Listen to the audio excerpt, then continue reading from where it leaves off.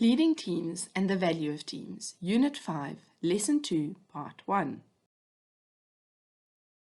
Organizations are not just a collection of individuals all doing their best, doing their own thing and going their own way.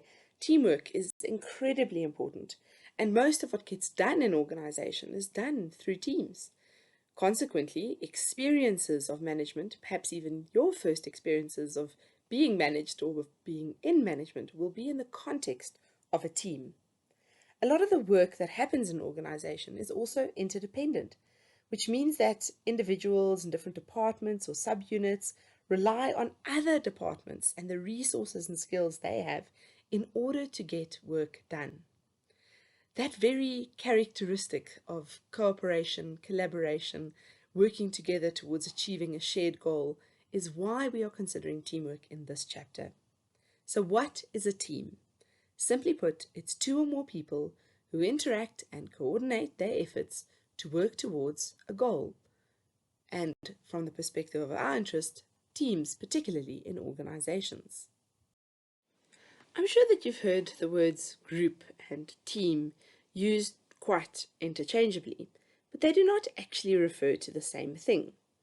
It's possible to put together a group of people and require them to do certain things, perhaps even hold some of them accountable for performance, and it's possible for that group of people to never become a team. A team, by definition, has a shared sense of mission and collective responsibilities. Let's consider some of the other differences. While we could see a strong leader in a group, some accountability, efficient meetings, measures of effectiveness, it is not the same as what we hope to see when a team reaches its full potential. In a team, there should be mutual accountability and, of course, the shared vision and purpose, collective working towards an achievement of outputs. And we see something else here, a rotation of leadership roles, meetings that encourage open-ended discussion. It's not just about a strong leader, it is about the best efforts of all members of the team, a sharing of work, sharing of the burden in order to achieve the vision that the team shares. Let's consider some of the contributions of teamwork. After all, it has become very attractive to use teams in organizations, and there must be a reason. So if all of these elements are in place, what we see is that it can help the organization to have higher performance and ultimately achieve a competitive advantage. But how exactly can a team do this? The first thing we want to look at is the level of creativity and innovation. Teams should include people with diverse skills, different strengths, experiences, different mindsets and perspective. And so all of these different elements that people can bring to the table can lead to higher creativity and innovation, especially if the team is organized in order to achieve that. Remember that just putting people with diverse skills together in a team doesn't mean that the team will function well. But if they are put together well and managed well, then you can have tremendous creativity, much higher than a team with members that all have the same skills and experiences would achieve. The next element is improved quality. So, of course, an organization wants its products and services to meet customer requirements. Now, the chances are that we're not going to have one person responsible for quality in the organization. We're going to have a team, different people looking at different elements of the process. And so we can have the right professionals focusing on the right elements and components of the task and collectively raise the bar on the kind of quality that the organization delivers. Next is the speed of response.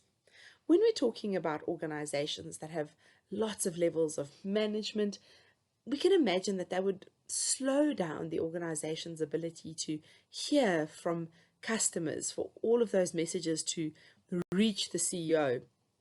And so if we're using teams, especially our cross-functional teams, where we've got members from different departments with different types of skill sets, we can become far more flexible as an organization in how we both hear, have our ear on the ground, what is going on and what customers demand from us, and respond to those. So this speed of response, the ability to have a team that is working very efficiently together, can really help make the organization very adaptive. The contributions that we're outlining here all overlap. It's very difficult to separate speed and quality from productivity and lower costs. In fact, there's a synergistic effect that all of these criteria have on each other. The interesting thing with higher productivity and lower cost comes from the energy of different team members and their influence on each other. It's called social facilitation, and it's the tendency for others, especially the right kind of people and positive behavioral norms, to enhance your own performance. Think about being on a team where everyone is an excellent performer, highly capable, very creative, and when you're placed on that team, the contagion that comes, the good contagion that comes from being surrounded by that, is that you believe you can also do that and you live up to those expectations. So it can really have an energizing effect on all the members of the team. Lastly, employee satisfaction. It is not generally satisfying from an organizational perspective to be isolated and feel as if your success and failure is totally dependent on everything you know and can do solely by yourself. That means that if we structure and use our teams well, they can also contribute to positive employee satisfaction and motivational effect. They can create a sense of belonging, affiliation, interconnectedness that is positive for camaraderie in the organization and ultimately contribute to higher organizational performance. Let's quickly consider the different types of teams. First, and perhaps easiest to understand, simplest in terms of structure of the organization, are functional teams. These teams are defined by formal organizational structure. So there is a certain organogram that tells us who reports to whom and which departments or divisions they work in. And our functional team is often organized by people that are busy with the same sort of task in the organization. For example, marketing or finance are example of two different functional teams. And so everyone that works in the same function, that does the same job, that understands that body of knowledge, you could say, work together. Now, in terms of these functional teams, they could also be called command teams. This is where there are 3 or 4 levels of hierarchy within the department and therefore within the team. It's still, however, people that are busy with the same sort of task, and they can bring a depth of experience to addressing a certain issue or solving a certain problem. Next, we have our cross-functional teams. Now, this is not so constrained by organizational structure in the sense that it refers to a team or committee that has members from different functions. So people that have different expertise. Someone from, for example, marketing and research and development, and someone from sales and finance. And so they bring these different insights to the team. Here we see some of our advantages of teamwork coming through in terms of the creativity that diverse team membership can bring to the table. These cross-functional teams are also often created for a special purpose, known as task forces or special purpose teams. And they normally work on projects. It could be that they need to design a new product and bring it to market, or figure out how to revamp an organization, or address a particular organizational need. Lastly, we've got self-managed teams.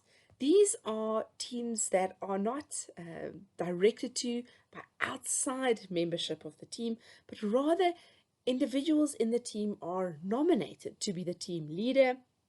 And so the responsibility for deciding on priorities, managing the team's activities, is very much a self-organizing activity emanating from within the team's membership. These self-managed teams It can often be composed of very diverse membership, but in order for them to succeed, to take this level of responsibility for leadership and task accomplishment, they also need to have access to the correct resources and be empowered to make decisions. This cannot be a team that we have said, well, good luck and achieve great things, but, here's a shoestring budget and hopes and dreams. We need to give these kinds of teams the right kind of resources, authority in the organization, and then they can take the initiative to manage from within. Here we can see a visual representation of these different types of teams.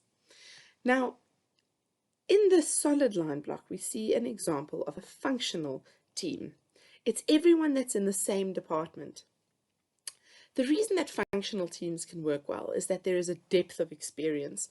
There are people that work at different organizational levels with different levels of experience, but all in the same family of experience, if I could refer to it that way.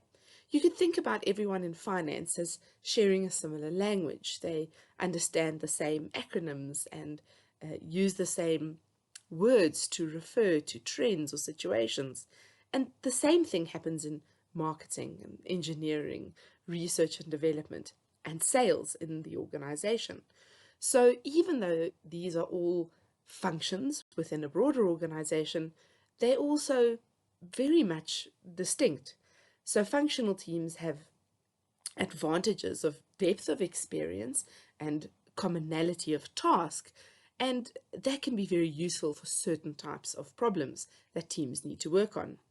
Let's contrast that with cross-functional teams that we see in our dotted line box. Here we have people from literally different functions in the organization working together on a particular project team.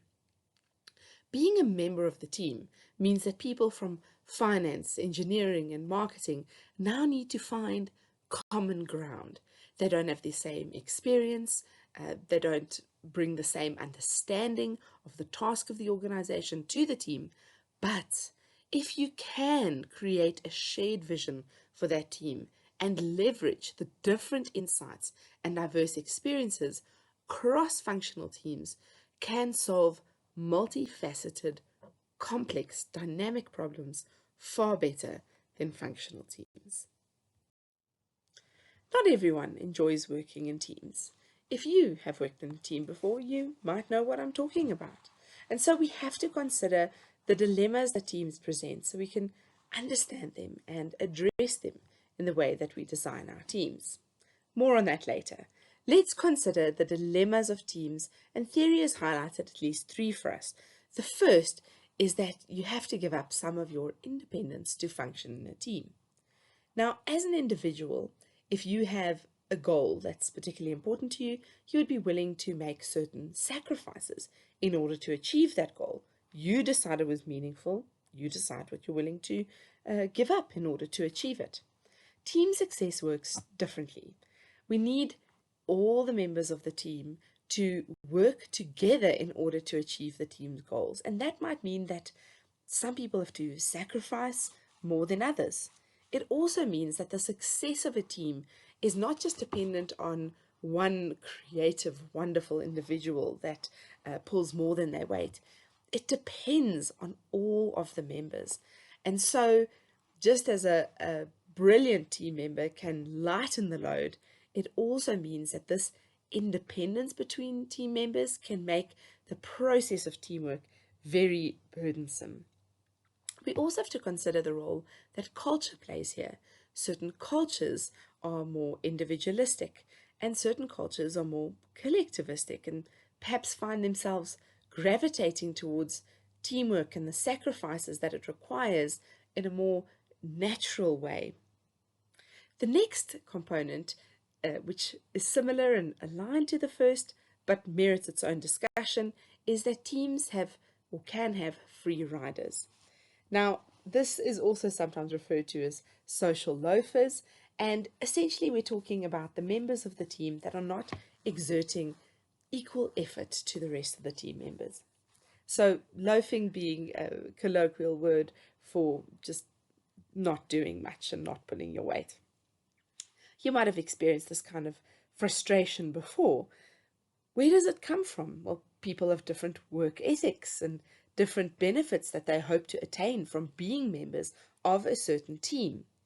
And so we have to understand this dynamic and how structuring the team can be put together to minimize the impact of free riders on other team members. Teams can also be dysfunctional. Some teams have obviously had wonderful success with teams, but there are many examples of team failure. We might have a situation where we really want to achieve synergy, where the team is more than the sum of its part. But we've also seen, or perhaps even experienced, that the worst groups can feel, the worst teams can feel as if they're so much worse than just the worst individual that might be on the team.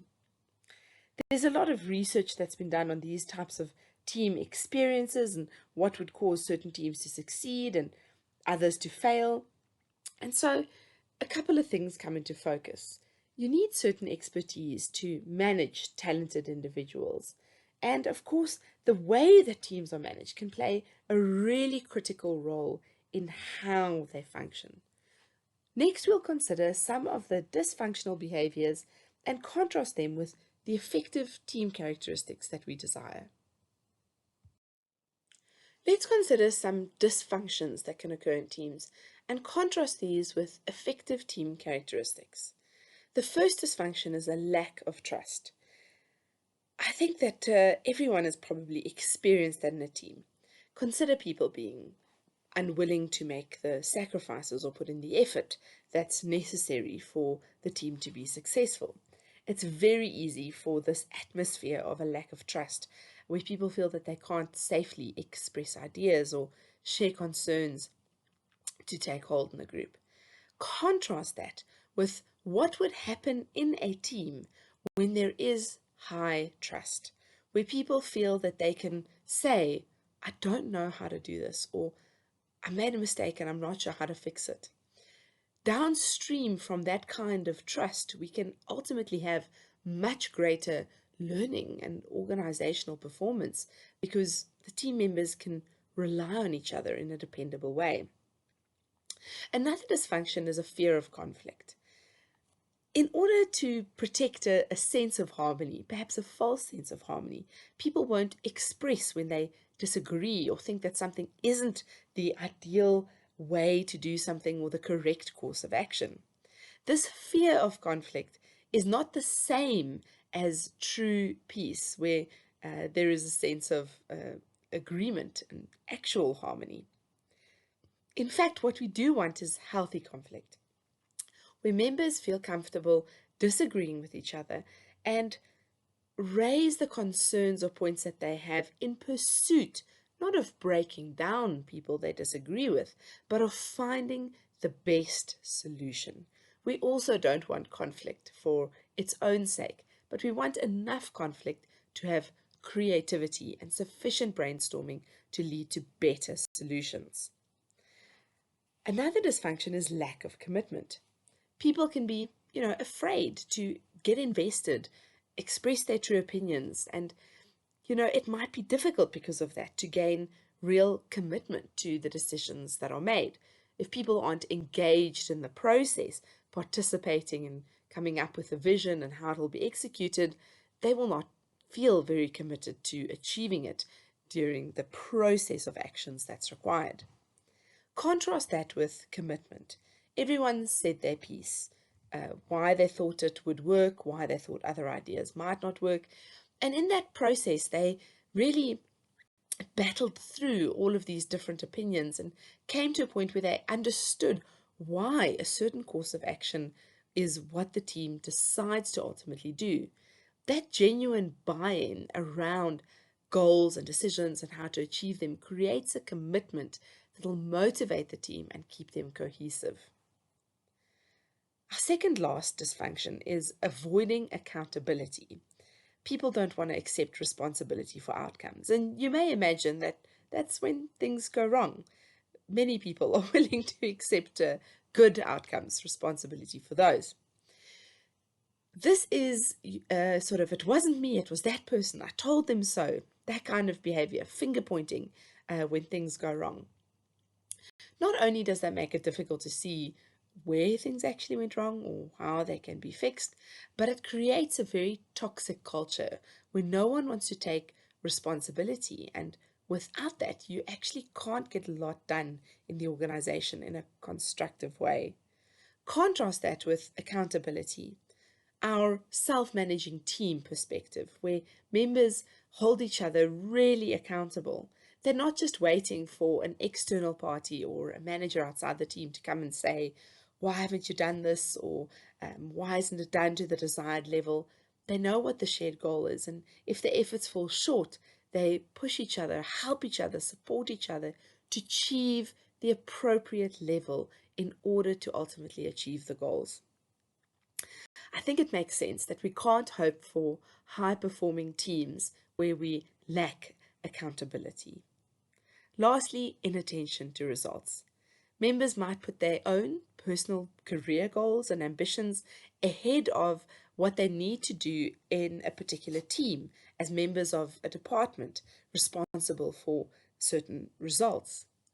Now, that's selfishness, and I understand that everyone should focus on their own goals, so there might be other dysfunctional group elements that are coming into play, but essentially that focus on how things are going to make you as an individual look versus how you're contributing to the team also leads to a lot of dysfunction, because there's not a focus on what the team achieves, only about how an individual will look. That links to some of the previous elements where you will try and, in that setting, shirk responsibility, point fingers, make sure it looks like someone else's fault. As long as you've protected your career, it's not about thinking about how this actually affects the team or the organization. And obviously, that kind of dysfunction cannot lead in the long term to successful teams and successful organizations. What we do need is a healthy results orientation where individual members are willing to set aside their personal agendas. This doesn't mean you're not focusing on your career or you're not working on achieving your goals within the organization, but it's about not putting selfish agendas ahead of the team and the organization. The goal would then be to focus on what's best for the team. Remember that if all the members in the team are involved in goal setting, they can also put their own ideas and priorities forward in that discussion. And so, as the team is then working towards results, the influence and effect of achieving those stated goals will have a positive cascading effect on the rest of the team. These collective results can then define success not just for individuals, but for the team and the organization.